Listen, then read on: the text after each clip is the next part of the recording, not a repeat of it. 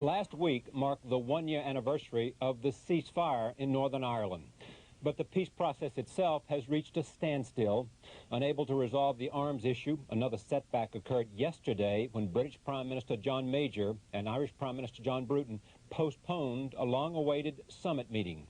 In an attempt to alleviate this, quote, crisis in the peace movement, Martin McGuinness of Sinn Féin is making his first trip to the United States. He is the chief negotiator with the British on behalf of the political arm of the IRA, and he is widely regarded as the most influential leader among the IRA's hardliners, and we're pleased to have him on this broadcast. Welcome. Thank you. Now, do you have any problem with that definition as I said, you know, as the leader among the IRA hardliners? I mean, does that characterization sit well with you? No, but I am not a member of the IRA, although the British media over the course of the last 25 years have sought out to describe me as such.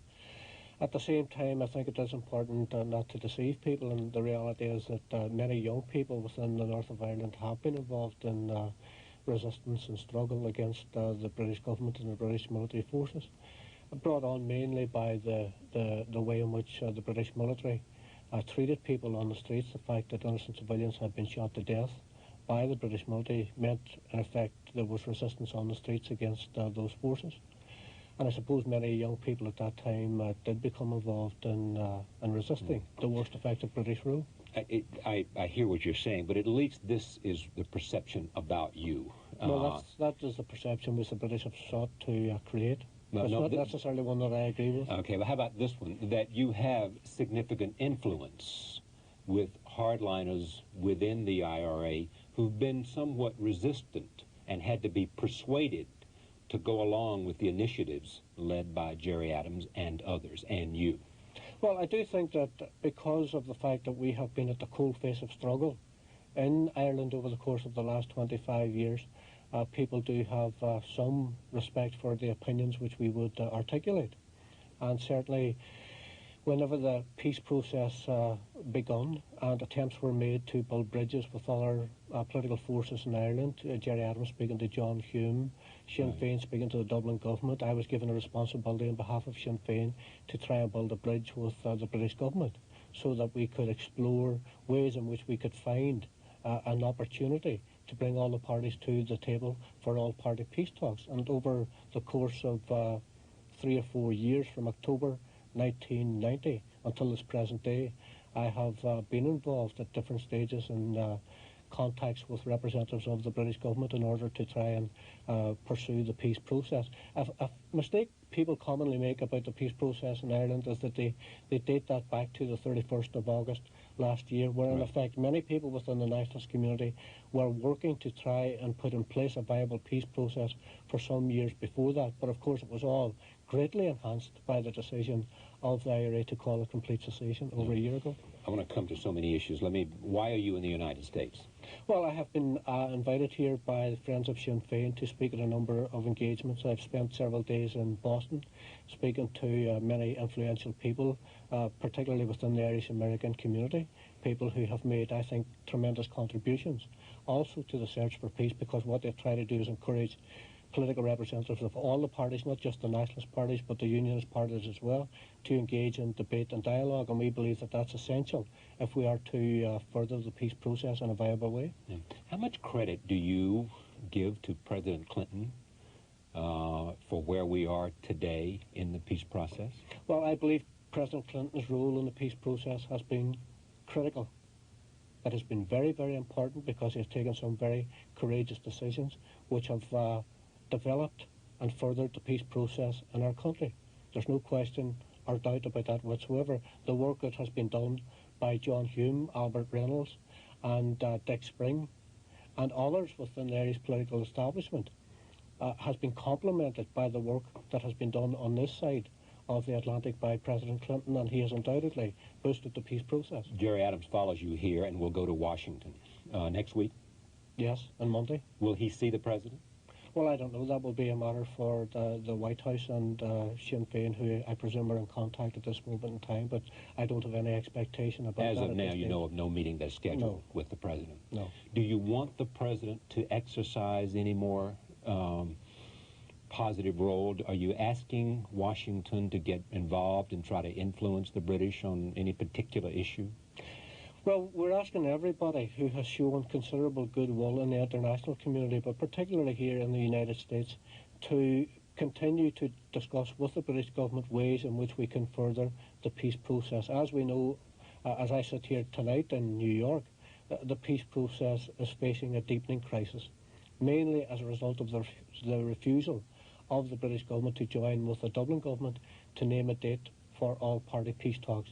There's a very widespread expectation in Ireland, I believe also in Britain and in the international community, that that must be the next stage of the peace process. But so far, it does have to be said, and I don't want to get into recriminations because we're trying to build bridges at all times, even with our political opponents. It does have to be said that the British government have stalled the peace process, and that 1 year on, we believe it's totally unreasonable that all the parties have not been at the negotiating table. Well, as you know, they would say the hang-up is with you, and the problem is arms. Yes, that's what the British have said, but I think that that is a very dishonest analysis of why we are stuck. I believe that what is happening is that the British government are hiding behind the Unionists, and the British government, for whatever reason, are attempting to stall the peace process. We have made it quite clear to the British government that we regard the issue of arms as a symptomatic issue, that what we have to do is get the British government to face up to what they have signed up to in the Downing Street Declaration and in the framework document, where they agree with the Dublin government that the most urgent task facing the peoples of Britain and Ireland is to address and resolve the central causes of conflict in our country. The existence of weapons is an important issue, but we believe it can be best resolved in the context of the all-party talks, and we're also very heartened by the fact that President Clinton has agreed with that analysis. And by saying what? I mean, I don't know that he's agreed with that analysis. Well, in a letter some weeks ago to Bruce Morrison, President Clinton said that he believed that the issue could be discussed in all-party talks, and that it certainly seems clear at this stage that he is not in favour of this being used by the British as a precondition for Sinn Féin's entry into dialogue. But even Tony Blair seems to say that the arms decommission is a significant issue, and that ought to be, and he's the Labour leader who may very well be the next Prime Minister, seems to say that he believes that the arms issue ought to be taken care of in order to further the peace process. It certainly does, and we agree that it has to be taken care of. Our project from the very beginning was to take all the guns out of Irish politics, Irish and British guns. And we have to remember that when the British talk about arms, they focus everything on IRA arms, where in reality that's a dishonest analysis. As regard to Tony Blair, I have said during the course of my trip here that I believe the British government are hiding behind the unions, but I also believe that Mr Blair and the Labour Party are hiding behind the British government on this issue. In other words, they are not being as forthcoming as they should in carving out, being more politically courageous and carving out a different position. Yeah, well, one example of how they're not being courageous is the fact that Gerry Adams and myself have for some considerable time been involved in political discussions with representatives of the British Cabinet, Patrick Mayhew. Right. Last week on his trip to, or I think it was the beginning of this week, on his trip to Ireland, Tony Blair refused to meet with Sinn Féin representatives, and I think that does show some degree of political cowardice. He said, quote, this is what Tony Blair said, there was the joint declaration, then there was the ceasefires, there has been the publication of the framework documents, all have been designed to establish a principle that the future of Northern Ireland should be determined by consent. And it is difficult to see how it can be acceptable for any party, not just Sinn Féin, to participate with any explicit or implied threat that if the talks do not go the way they want them, they will revert to violence. Well, and that seems to be what hangs over the issue of arms, that if the talks don't go the way you want them to go, with the conclusion you are seeking, that there will be a reversion to violence. Well, I mean, this is very much a British view of where we're at, but the reality is that the community that I come from, since the partition of Ireland, has lived with British guns pointed at their heads. The reality is that the communities that we come from have been humiliated and degraded. They've been treated with inequality and injustice on a mass scale. Britain has been indicted throughout the world for its treatment of the nationalist community, and the perception of that community is that the issue of guns is a bigger issue than just the guns of the IRA. We're talking about the guns of the British Army, the Royal Ulster Constabulary, the Royal Irish Regiment, the guns of the Royalist death squads, many of which were provided by elements within British military intelligence to kill the Catholic community in the north of Ireland. So what we need the British government to do is face up to the reality that what this process has to be about.